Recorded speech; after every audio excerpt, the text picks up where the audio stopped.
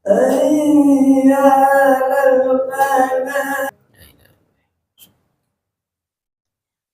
rabbana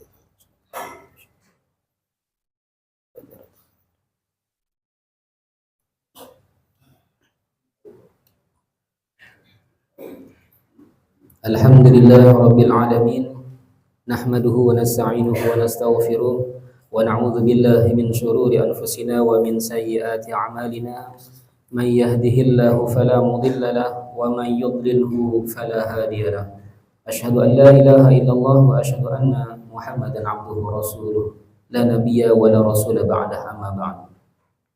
Qala Allah ta'ala fi kitabil karim a'udzu billahi minasyaitonir rajim. Ya ayyuhalladzina amanu taqullaha haqqa tuqatih wa la tamutunna illa wa antum muslimun.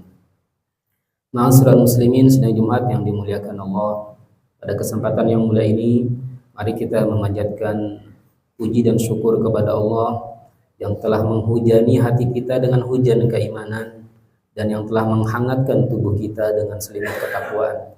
La haula wala quwata illa billah.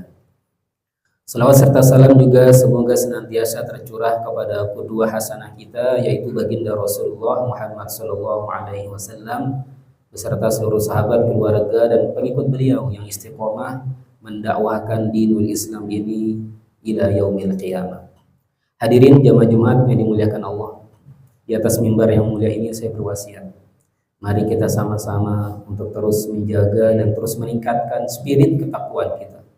Takwa dalam arti melaksanakan seluruh perintah Allah dan meninggalkan seluruh larangan Allah dimanapun dan kapanpun. Allah telah berjanji kepada orang-orang yang bertakwa, wa may yattaqillah yaj'al lahu makhraja. Barang siapa yang bertakwa kepada Allah, Allah akan memberikan solusi atau jalan keluar dari segala problematika permasalahan hidupnya. Wa yarzuqhu min haitsu la yahtasib, dan Allah juga berjanji akan memberi rezeki dari arah yang tidak disangka-sangka. Hadirin jamaah Jumat yang dimuliakan Allah Subhanahu wa taala.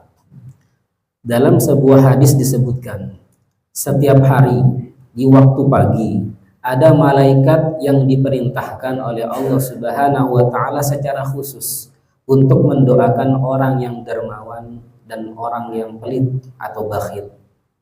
Doa malaikat itu berbunyi, Allahumma a'ti munfiqan khalafan, Allahumma a'ti mumsikan tolafan.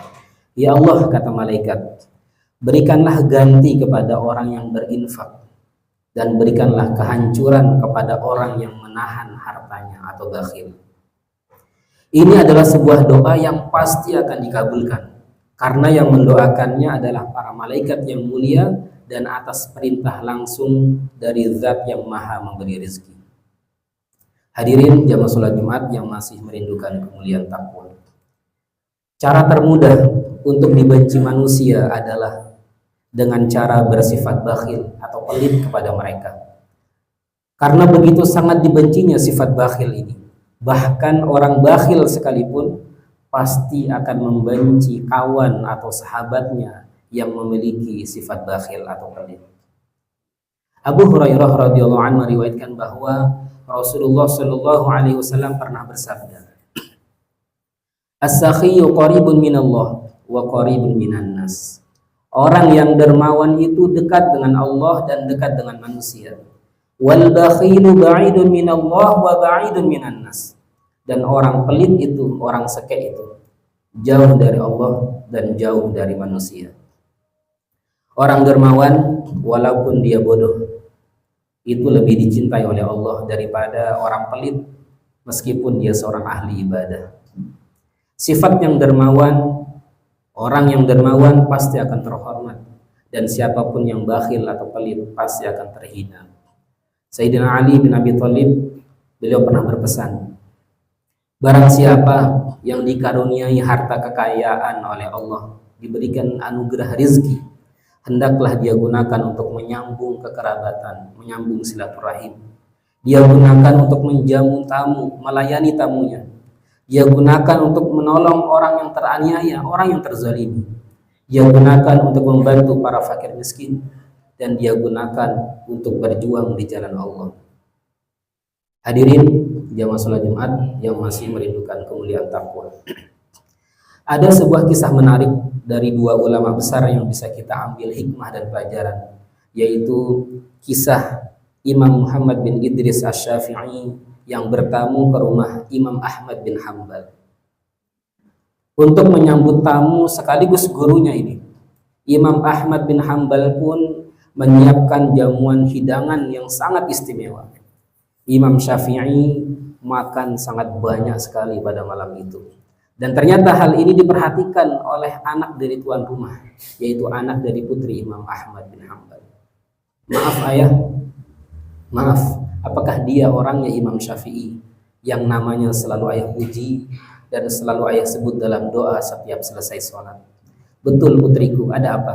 Maaf ayah, dari makanan yang kita hidangkan, mengapa ia makan sangat banyak sekali? Karena kita sepakat bahwa orang banyak makan itu satu hal yang kurang disukai. Maka keesokan harinya Imam Ahmad pun mengutarakan perihal tersebut dan didengar juga oleh putrinya. Imam Syafi'i menjawab, wahai Ahmad, aku makan banyak karena aku tahu makananmu itu adalah bersumber dari harta yang halal dan engkau juga dikenal di tengah-tengah masyarakat sebagai orang yang sangat dermawan. Sedangkan makanan orang dermawan itu adalah obat dan makanan dari orang pelit itu adalah penyakit.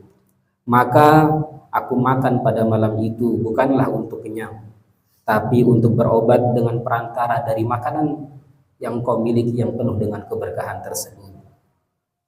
Hadirin jamaah salat Jumat yang dimuliakan Allah Subhanahu wa taala. Kedermawanan adalah obat, sedangkan kebakhilan itu adalah penyakit. Oleh karenanya, carilah kita dari penyakit yang kita alami saat ini atau mungkin keluarga kita yang tidak kunjung sembuh dari penyakitnya, yaitu dengan cara memupuk kedermawanan. Siapapun yang dermawan pasti akan terhormat dan pasti akan bahagia. Belum pernah kita melihat ada orang dermawan yang mati kelaparan, dan belum pernah kita melihat ada orang yang bakhil, yang pelit, yang hidup kekal abadi karena harta bendanya. Banyak manusia memandang sebuah kedermawanan itu adalah sifat mubazir, berlebih-lebihan. Padahal Allah Subhanahu wa taala memandang sebuah kedermawanan dengan berbagai macam pujian dan keistimewaan. Ibn Hibban menjelaskan bahwa bakhil itu adalah sebuah nama pohon di neraka yang dahan-dahannya atau ranting-rantingnya menjuntai ke dunia. Barang siapa, kata beliau, yang bergelantungan pada salah satu dahan atau rantingnya, maka dia akan terseret ke dalam neraka. Sebaliknya, kedermawanan itu adalah sebuah nama pohon di surga yang dahan-dahan atau ranting-rantingnya menjuntai ke dunia. Barang siapa yang bergelantungan atau berpegangan pada salah satu dahan rantingnya, maka dia akan terseret ke dalam surga. Surga itu adalah tempat tinggal bagi para dermawan. Hadirin jamaah salat Jumat yang dimuliakan Allah Subhanahu wa taala. Ada 3 hal yang paling banyak menyebabkan manusia itu menjadi bakhil, menjadi pelit, menjadi kikir, tumbuh subur rasa bakhil di dalam hatinya. Yang pertama adalah terlalu mencintai syahwat. Ciri-cirinya adalah suka bersenang-senang secara berlebih-lebihan di dunia. Di antara yang bisa kita lihat yaitu berlebih-lebihan memperbanyak pakaian, berlebih-lebihan memperbanyak makanan, berlebih-lebihan dalam hal-hal yang lainnya yang ujung-ujungnya muncul sifat mubazir, berlebih-lebihan. Wa ati dzal qurba haqqahu wal miskin wa ibnas sabil wa la tubadzir tabdzira. Yang kedua yang menyebabkan manusia menjadi bakhil adalah terlalu banyak angan-angan dan cita-cita untuk dirinya sendiri ataupun anak-anaknya nanti. Ingin melakukan ini, ingin melakukan itu. Tanah ini untuk anak pertama, aset rumah ini untuk anak kedua, dan seterusnya. Yang ketiga yang membuat manusia menjadi bakhil adalah terlalu takut jatuh miskin dan merasa harta yang dimilikinya adalah semata-mata hasil jerih payah keringatnya sendiri. Hadirin jamaah salat Jumat yang dimuliakan Allah Subhanahu wa taala. Adapun obat penyembuh untuk menghilangkan kebakhilan adalah yang pertama, bersifat qanaah, berusaha untuk selalu merasa cukup, berbelanja sekedar hanya untuk memenuhi hajat kebutuhan hidup, mengurangi belanja pakaian, mengurangi belanja makanan, dan mengurangi hal-hal lain yang mungkin kita bisa mengukurnya bahwa hal tersebut tidak kita butuhkan. Yang kedua, untuk menghilangkan sifat bakhil adalah memperbanyak zikrul maut.